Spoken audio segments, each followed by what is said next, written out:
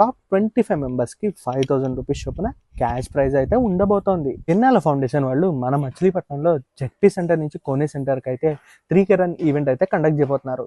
Jan 12న morning 7 AM ZP సెంటర్లో start అయ్యి ఎవరైతే టాప్ 25 మెంబర్స్ ముందు కోనే సెంటర్ చేరుకుంటారో వాళ్ళకి 5000 రూపీస్ చొప్పున క్యాష్ ప్రైజ్ అయితే ఉంటుంది.